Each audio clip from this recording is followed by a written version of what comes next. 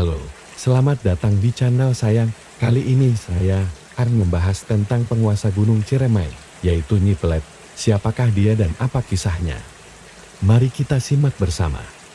Gunung Ciremai adalah gunung tertinggi di Jawa Barat yang berlokasi di 3 wilayah kabupaten, yaitu Cirebon, Kuningan, dan Majalengka.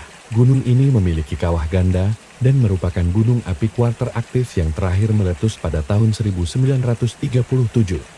Dari cerita yang beredar di kalangan masyarakat sekitar Gunung Ciremai, Nyi Pelet digambarkan sebagai siluman penguasa dan penghuni Gunung Ciremai. Menurut Mas Ruri dalam bukunya berjudul Rahasia Pelet, Nyi Pelet adalah sosok yang sakti, khususnya dalam percintaan. Nyi Pelet adalah siluman pemuja kecantikan yang selalu ingin tampil menarik dan memikat. Dia memiliki ilmu pelet yang ampuh untuk mengikat hati siapa saja yang dia inginkan.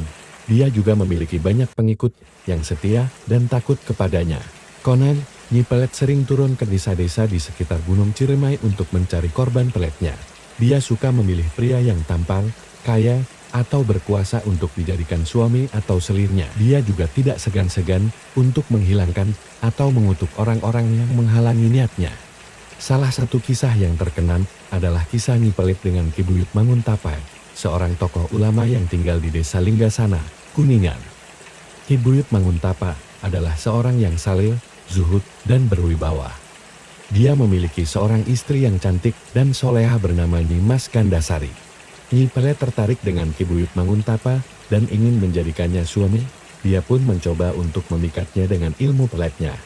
Namun, Ki Buyut Manguntapa tidak terpengaruh sama sekali, karena dia memiliki ilmu kebal pelet yang dia dapatkan dari gurunya, Syekh Abdul Mohye.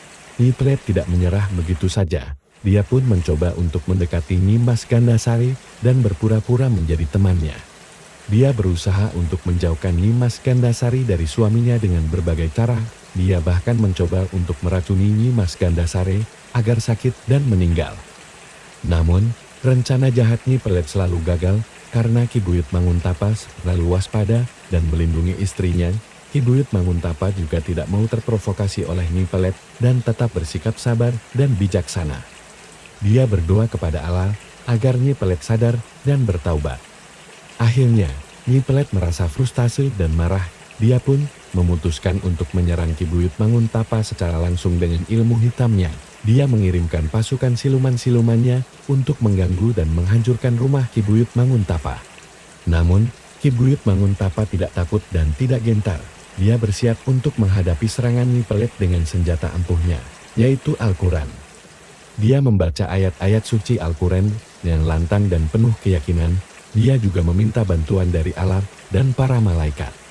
Ternyata, ayat-ayat suci Al-Quran yang dibaca oleh Ki Buyut Manguntapa memiliki kekuatan yang luar biasa. Pasukan siluman-siluman Nyi Pelet tidak mampu mendekati rumah Ki Buyut Manguntapa, bahkan mereka terbakar dan hancur oleh cahaya Al-Quran. Nyi Pelet yang melihat kejadian itu merasa kaget dan ketakutan. Dia menyadari bahwa Ki Buyut Manguntapa adalah orang yang lebih sakti darinya. Dia pun merasa malu dan menyesal atas perbuatannya. Dia pun memohon maaf kepada Ki Buyut Manguntapa dan berjanji untuk tidak mengganggunya lagi. Ki Buyut Manguntapa menerima permintaan maaf Nyi Pelet dengan lapang dada. Dia juga memberikan nasihat dan wejangan kepada Nyi Pelet agar meninggalkan ilmu hitamnya dan beralih ke jalan yang benar. Dia mengajak Nyi Pelet untuk mempelajari ilmu agama dan mengamalkannya dengan baik. Nyi Pelet merasa tersentuh dan terharu dengan sikap Ki Buyut Manguntapa. Dia pun bersedia untuk mengikuti nasihatnya dan belajar ilmu agama dari Ki Buyut Manguntapa. Dia juga melepaskan semua korban peletnya dan membebaskan mereka dari ikatannya. Sejak saat itu, Nyi Pelet berubah menjadi orang yang baik dan soleha. Dia tidak lagi mengganggu orang-orang di sekitar Gunung Ciremai. Dia juga tidak lagi mengaku sebagai penguasa Gunung Ciremai, melainkan sebagai pengabdi Allah yang tunduk dan patuh kepadanya.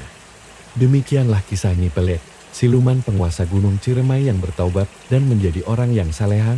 Kisah ini mengajarkan kita tentang pentingnya ilmu agama dan kekuatan Al-Quran dalam menghadapi godaan dan tipu daya setan. Semoga kisah ini bermanfaat dan menginspirasi kita semua. Jangan lupa untuk like, komen, share, dan subscribe channel saya. Sampai jumpa di video selanjutnya.